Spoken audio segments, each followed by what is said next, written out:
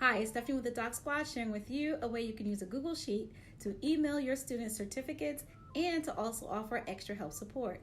So we're going to start first by building out for our students a certificate using Google Slides. We're going to have tags around the name as well as going to have a feature for a timestamp. When the student is in the Google form, this will allow them an opportunity to respond to us. So we're going to hit response and we're going to create a new Google form.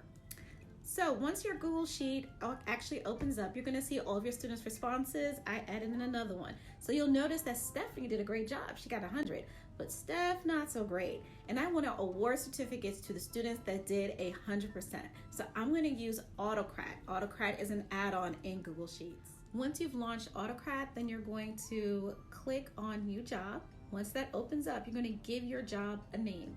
In our case, we're going to give it a name that helps us to remember what the certificate is about. Since we're using Dear Martin as our reference point, we're going to call it Dear Martin Certificate.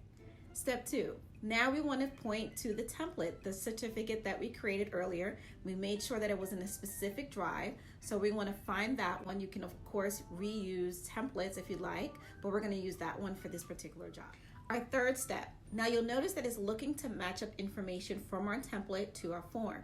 So that's why we have those brackets or those arrows around information. So it's looking to see how that information matches up. Step 4, we now want to explain, well, what do we want the students to receive? In our case, we're going to send them a PDF of this particular file instead of the Google slide.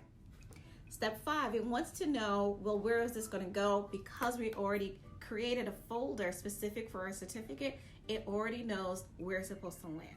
We're skipping step 6, we're gonna go right into step 7. So 7 was a little tricky for me. I want my students to get this certificate only if they scored 100. Now, normally when a form is created, it automatically will designate 100 over 100 in the response field for score. And I initially put in 100 and it didn't generate my certificate. So I had to go back and change it to 100 over 100. Okay, so step 8 is awesome. So step 8 is now we're sharing this template over to the students where it's going to include all of that unique information to them. So their score, their name, however you want to populate that information. So you'll notice that on the left-hand side is going to have all the tags that were created in your initial form that came onto your sheet. And you can embed all of that information into your template and then also into the email that you generate and send to your students.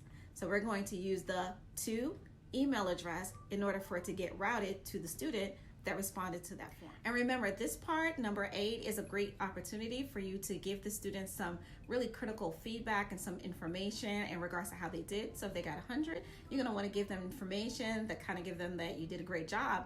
Now, in the case when we're sending this out for students, maybe it triggers, if they have a failing grade, you might wanna populate that email with some other information, say support information. So number 9 is about how we're going to have that form triggered. Will it be triggered by time or triggered by the responses one by one? And I set it to do the latter. So as soon as the student has responded to the form, it's going to now populate the spreadsheet and AutoCrat will run.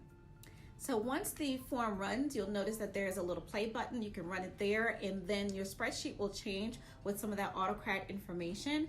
And now let's take a look at what it looks like on the student's end. So as a student, if I'm a respondent and I receive that email, I'll be able to click it, I'll see the message that was sent to me, and then in the case of a certificate, I'll get that as a PDF attachment, or in the case of virtual hours, I can have information about it. Remember, we had a previous video where we learned how to set up virtual hours using a Google Calendar.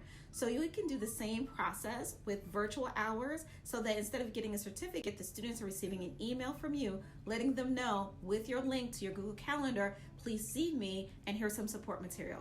So I hope you enjoyed this. If you did, please make sure you complete the feedback form and appreciate your time. Thank you.